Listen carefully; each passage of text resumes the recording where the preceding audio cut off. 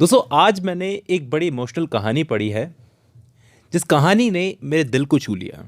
मैं ये कहानी आपको भी सुनाना चाहूँगा। इस कहानी का नाम है गौरा और इस कहानी को लिखा है महादेवी वर्मा ने। हिंदी लिटरेचर के बहुत सारे स्टूडेंट्स ने ये कहानी पढ़ी होगी, ज़रूर पढ़ी होगी। ये कहानी है एक बड़े सीधे से जानवर की, जिस जानवर को हम गाय कहते हैं। ये गौरा इस कहानी में एक गाय है। जिन्होंने इस कहानी को लिखा है ना, महादेवी वर्मा, उनको जानवर पक्षी ये सब पालने का बड़ा शौक था। तो एक दिन उनकी बहन ने उनसे कहा कि तुम इतने जानवर पालती हो, इतने पक्षी पालती हो, तुमने कभी गाय क्यों नहीं पाली? क्योंकि गाय पालने के फ़ायदे बहुत हैं। उनकी बहन उनको गाय पालने के फ़ायदे समझा रही थी कि दूध मिलता है, खाद मिलती है, न जाने क्या क्या मिलता है। अब महादेवी वर्मा बोलती है कि गौरा मेरी बहन के घर में पली हुई एक गाय थी जो बहुत छोटी थी, तब मेरी बहन के घर में आई थी। वो बोलती है कि गौरा को इतने प्यार से पाला गया था कि बाकी गायों से वो बिल्कुल अलग हो गई थी। जब मेरी छोटी बहन श्यामा मुझसे बोल रही थी कि भाई तुम इतने सारे जानवर पालती हो तो क्यों ना एक गाय पाल लो, उसकी ये कही हुई बात मुझे ऐसी लगी कि मैंने उस टाइम पर तुरंत फैसला कर लिया कि मुझे एक गाय पालनी है। मैंने आज तक अपनी जिंदगी में बहुत सारे जानवर पाले, लेकिन ऐसे जानवर कभी नहीं पाले जैसे बकरी, गाय, मछली, इस टाइप के जानवर। और उस वक्त जब मैंने गौरा को देखा तो मैं खो गई। कैसे? उसके लचीले पैर थे, भरे हुए पुट्ठे थे, चिकनी भरी हुई पीठ थी, सुडौल गर्दन थी और बाहर निकलते हुए छोटे छोटे सींग, कमल की पंखड़ियों जैसे कान थे, लंबी सी पूंछ थी। उस गाय को देखकर मुझे ऐसा लगा जैसे उस गाय को इटालियन मार्बल से तराश कर बनाया गया हो। मैं गौरा को लेकर अपने बंगले में चली गई। अब मेरे बंगले पर जितने भी नौकर चाकर काम करते थे, सबके मन में उस गाय को देखकर एक प्यार सा उमड़ पड़ा। उसे लाल सफेद गुलाबों की माला पहनाई गई, एक केशर रोली का बड़ा सा टीका लगाया गया, घी का दिया जलाकर आरती उतारी गई और उसको बड़े प्यार से दही पेड़ा खिलाया गया और उसका नाम दिया गौराग्नि, मतलब गौरा। पता नहीं ये सब करने का उस पर क्या असर पड़ा, लेकिन वो बहुत खुश लग रही थी। कुछ ही दिनों में गौरा हमारे घर के जानवरों से इतना हिल मिल गई कि कुत्ते, बिल्ली उसके पेट के नीचे ऊपर कूदते रहते थे, जबकि वो पक्षी जो मैंने घर में पाल रखे थे वो उसके पीठ और माथे पर बैठकर उसके कानों को खुजाते रहते थे। और वो भी चुपचाप मूक सी खड़ी अपनी आंखों को बंद रखती थी, जैसे महसूस कर रही हो कि उसके आसपास जानवर कैसे मस्ती कर रहे हैं। हम सबको वो आवाज से ही नहीं बल्कि पैरों की आहट से भी पहचानने लगी। जैसे ही हमारी कार बंगले के बाहर आती थी तो बाँ बाँ की आवाज करने लगती थी। उसे मालूम था कि किस टाइम पर उसे नाश्ता मिलता है, किस वक्त उसे खाना मिलता है। सब चीज़ों को वो पहचान चुकी थी और अगर थोड़ी सी भी देरी हो जाती थी तो चिल्ला चिल्ला कर घर सिर पर उठा लेती थी। उसका हम लोगों से जो लगाव हो गया था ना, उसके लिए एक शब्द यूज किया है, मानवीय स्नेह। मानवीय स्नेह के समान ही निकटता चाहता था का जो हमसे लगाव था। पास जाने पर वो हमें सहलाने के लिए गर्दन आगे बढ़ा देती थी और जब हम उसकी गर्दन पर हाथ फेरते थे ना तो अपना मुंह आंखें बंद करके आगे कर देती थी और उससे दूर जाने लगते तो गर्दन घुमा घुमा के देखती थी। भाई अगर उसे किसी की जरूरत होती तो एक ही आवाज थी उसके पास में रंभाने की, बाँ बाँ करके। अब समय गुजरा। 1 साल के बाद में गौरा ने एक बच्चे को जन्म दिया। उसका बच्चा एक लाल रंग का पुतले जैसा बच्चा पैदा हुआ और उसके माथे पर एक पान के पत्ते का सा सफेद आकार बना हुआ था। उस बच्चे का रंग देखकर हमने उस बच्चे का नाम रख दिया लालमणि, लेकिन सब उसको लालू कहकर पुकारते थे। और जैसे ही गौरा का बच्चा हुआ ना तो मानो हमारे घर में दूध की नदियां बहने लगी। गौरा सुबह और शाम मिलाकर लगभग 12 सेर दूध देती थी। अगर उसका बच्चा लालमणि थोड़ा सा सेर दूध पी भी लेता है तब भी इतना दूध रहता था कि आसपास के बाल गोपाल बच्चे यानी कुत्ते, बिल्ली, सबके लिए दूध हो जाता था। आप थोड़ा सुनकर थोड़ा हैरान हो जाओगे कि कुत्ते बिल्ली एक लाइन लगाकर बैठ जाते थे कि गौरा जब दूध देगी तो हमको भी मिलेगा। मानो वो सिर्फ लालमणि की मां नहीं थी, उन सब बच्चों की मां थी।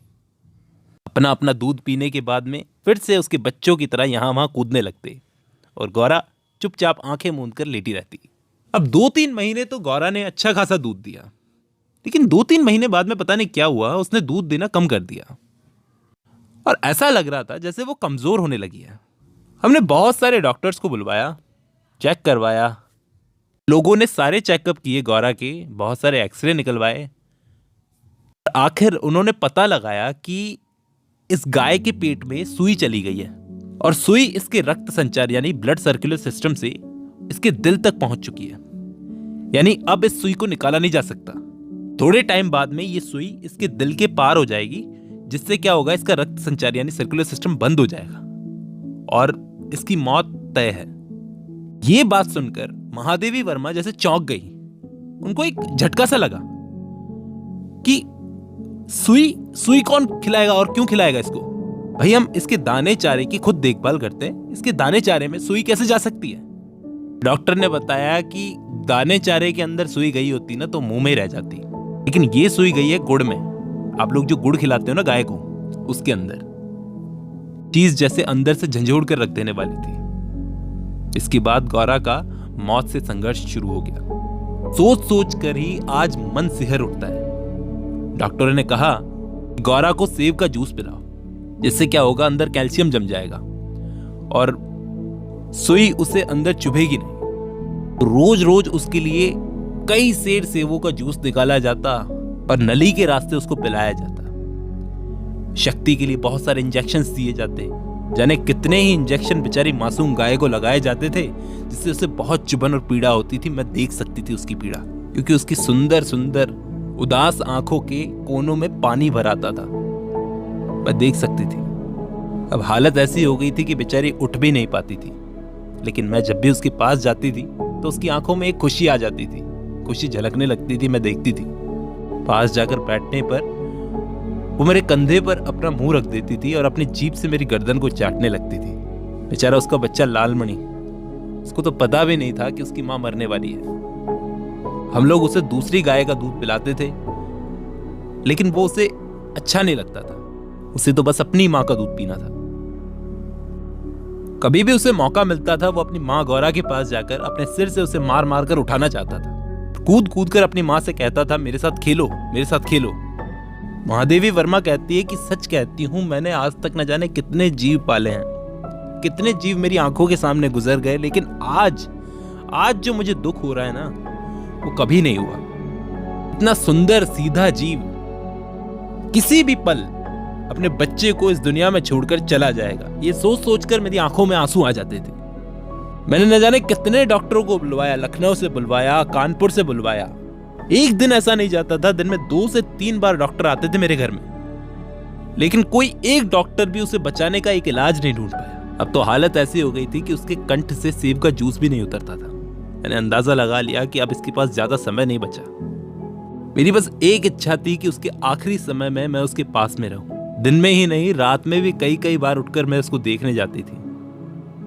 और एक दिन सुबह 4 बजे जब मैं गौरा को देखने गई, जैसे ही उसने अपना मुंह, जैसे वो हमेशा मेरे कंधे पर रखती थी, उस सुबह 4 बजे उसने जब अपना सिर मेरे कंधे पर रखा, लग रहा था जैसे वो आखिरी बार था। उसका मुंह एकदम जैसे पत्थर की तरह भारी हो गया था।